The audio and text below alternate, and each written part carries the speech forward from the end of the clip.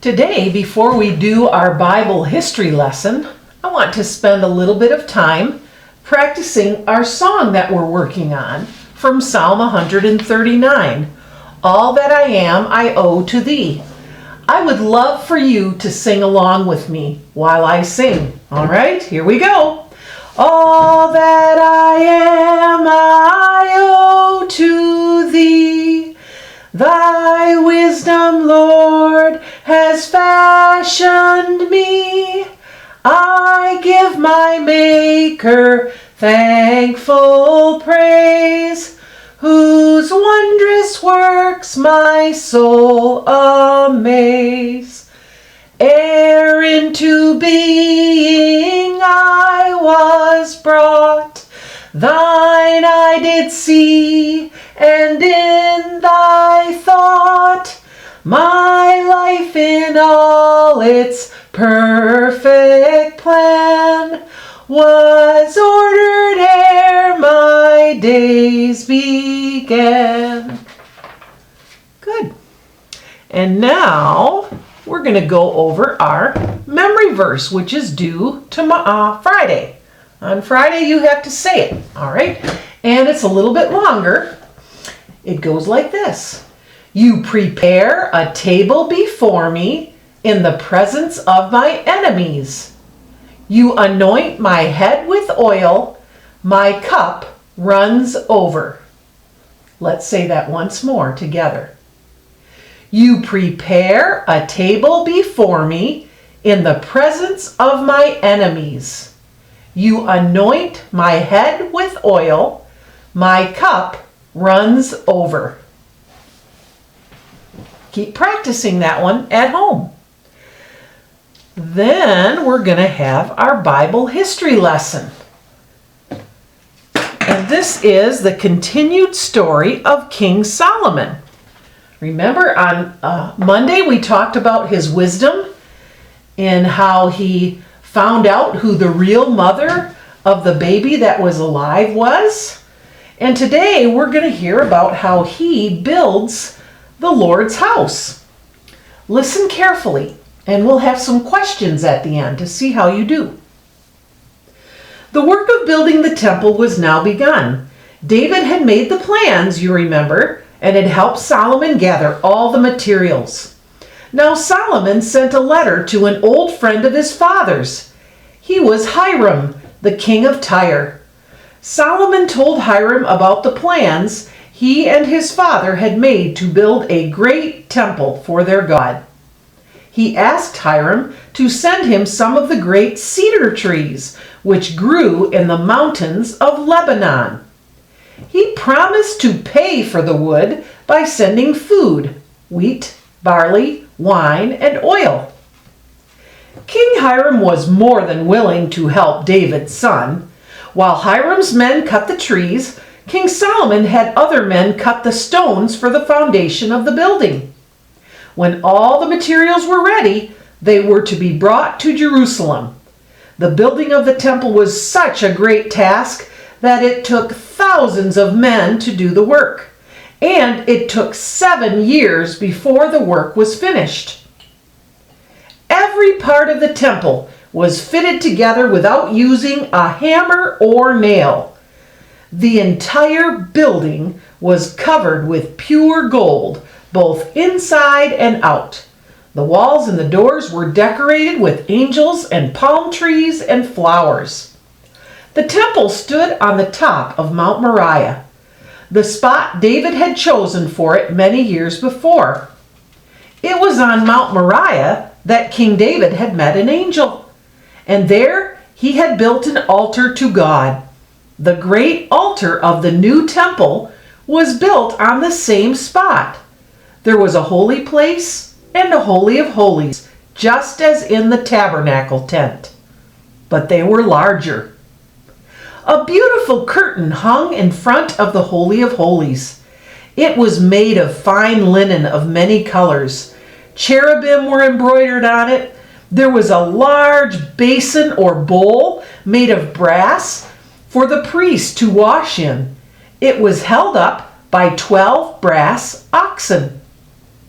There were 10 smaller basins or lavers or bowls for the washing of the animals that were going to be sacrificed.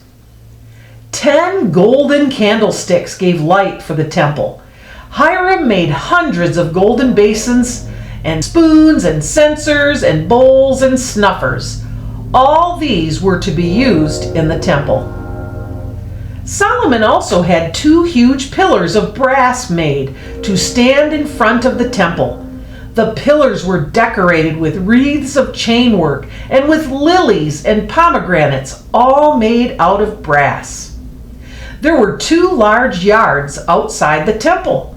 They were called courts. Only the priests were allowed to go into the inside court and into the rooms of the temple. The Israelites were the only people who were allowed in the outer court. The great temple was finally finished. 30,000 Israelites and 150,000 Canaanites had worked on it. It was the most expensive and the most magnificent building on the whole earth at that time. As soon as the temple was finished, King Solomon had the Ark of God brought into the Holy of Holies. As soon as the Ark was brought in, the pillar of cloud which had led the Israelites through the wilderness filled the temple. The people remembered how the cloud had filled the tabernacle in the olden days when they were in the wilderness. Now they knew that God was pleased with the beautiful house Solomon had built for him. All the people gathered together to see the wonderful temple. King Solomon stood on a high platform in front of all the people. The priests and the Levites sang and played great songs of praise to God. Then King Solomon knelt on the platform and raised his arms towards heaven. He prayed so everyone could hear. King Solomon knew that God was too great to live in only a house built by man. He knew that God was everywhere. He asked God to hear him as he prayed. He asked God to hear every prayer for forgiveness which would ever be prayed in that temple. He asked God to bless the temple and all those who came to worship there. And after that, Solomon and his people celebrated for 2 whole weeks. That is 14 days. That's quite a long party. Were you listening well? I know you're just staring at that screen with those words on it, but I hope you were able to listen to the story. Let me ask you this. What was the name of the man who was the king of Tyre who got wood for Solomon to use in the temple? Do you remember his name? It starts with an H. Hiram. His name was Hiram. What kind of trees were used in the temple for the wood? They grew in Lebanon. Do you remember the kind of trees? They were called cedars. They were cedar trees. Next question. How long did it take to build the temple? How many years? Yes, it took 7 years to build the temple. And did they use a hammer and nails to put it together? No, they did not. Everything was fitted together just so. It's pretty amazing. What was the inside and the outside of the building covered in? Who remembers? Yes, it was covered with pure gold. It was a beautiful, beautiful place. Next question. What did Solomon do in front of all the people when the temple was done? He did. He prayed. He got on his knees and he prayed and he lifted his arms to heaven. What did Solomon ask God to do for everyone that prayed from that temple? He asked God to hear every prayer for forgiveness. So if anybody ever prayed for forgiveness from the temple, while they were in the temple, then Solomon prayed that God would forgive that prayer every time, would hear that prayer and forgive the sins of the people.